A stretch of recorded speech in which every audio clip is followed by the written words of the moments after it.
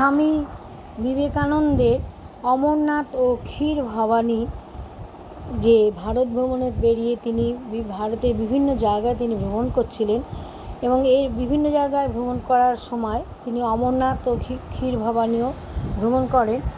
সেখানে বিভিন্ন সময় তার অধ্যত্ত প্রেরণাপূর্ণ যে পরিবেশ সৃষ্টি হয়েছিল, তার ভিতরে যে অনুভূতি হয়েছিল, তিনি তার নিজ রচনার মাধ্যমে তিনি সেগুলো পরিস্ফুটন করেছেন।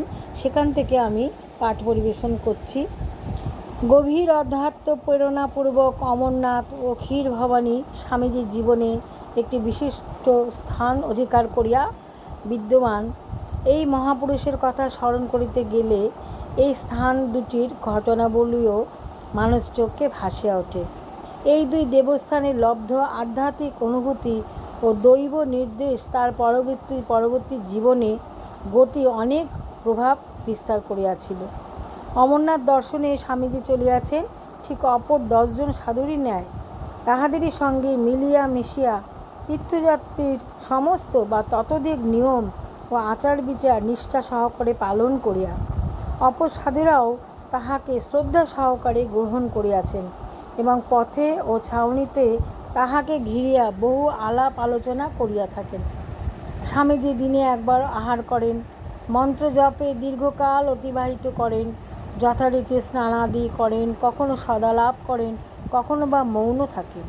পাহেলগাঁও যখন তার তাঁবু ফেলার লইয়া মতভেদ হইয়াছিল, তখনও দেখিয়াছে স্বামীজি অপর সাধুদের মতোই শেষ পর্যন্ত মানিয়া লইয়াছেন। অর্থাৎ যিনি এটি রচনা করছেন স্বামী গম্ভীরানন্দ এবং ঠাকুরের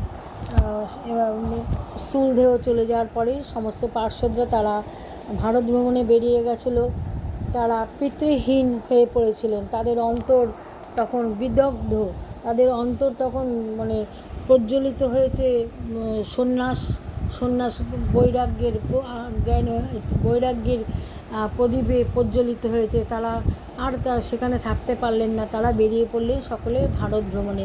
স্বামীজি সহ ঠাকুরের সমস্ত পার্শ্বদরা বিভিন্ন সময় বিভিন্নভাবে তারা বিভিন্ন জায়গা পরিভ্রমণ করছিলেন এবং এই অমরনাথ ক্ষীর ভবানীতে এসে স্বামীজির অন্তরে এক গভীর আধ্যাত্ম প্রেরণায় পূর্ণ হয়ে উঠেছিল।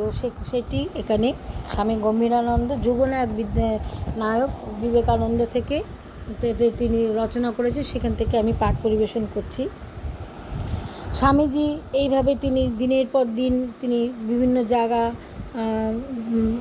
পরিভ্রমণ করছেন। কোথাও তিনি সেখানে তাঁবু রেখে তাঁবু তৈরি করে সেখানে সমস্ত তার সঙ্গীরা সেখানে থাকছেন এবং ঠাকুরও যেন সবসময় তাদের অন্তরকে সাহস যোগাচ্ছেন, অভয় দান করছেন। এরকমভাবেই তাদের অন্তরকে তারা অন্তরে ঈশ্বরে ঠাকুরের কথায় তারা মনকে প্রজ্বলিত রেখে তারা এগিয়ে চলছেন।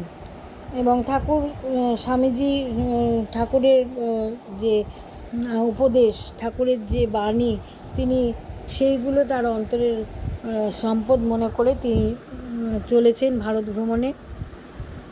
স্বামীজি নিজ ভাবের বাহনরূপে প্রতীচ্য জগতে যেমন প্রতীচ্য জীবনকে স্বীকার করিয়াছিলেন, প্রাচ্য জগতেও তেমনি প্রাচ্য জীবনকে তাহার দোষ গুণসহ মানিয়া লইয়া উহাতে নবভাব অনুসঞ্চারিত করিয়াছিলেন। তীর্থযাত্রাকালেও এই সাধারণ কর্মপ্রণালীর ব্যতিক্রম হয়নি।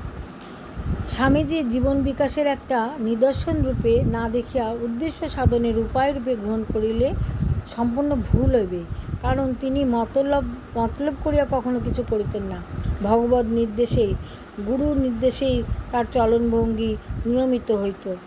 এই বিষয়ে তিনি একদিন নিবেদিতা সাংসারিক বুদ্ধিপ্রসূত পরামর্শদানের উত্তরে সক্রোধে বলিয়াছিলেন, মতলবাটা এই জন্য পাশ্চাত্যবাসী তোমরা কোনো কালে একটা ধর্ম সৃষ্টি করতে পারো না।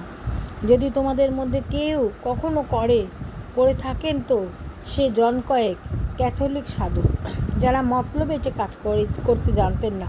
যারা মতলব এটে কাজ করে তাদের দ্বারা কোনো কালে ধর্মপ্রচার হয়নি, হতে পারে না। স্বামীজি বলছেন দৃঢ়ভাবে। ভগিনী নিবেদিতাকেও তিনি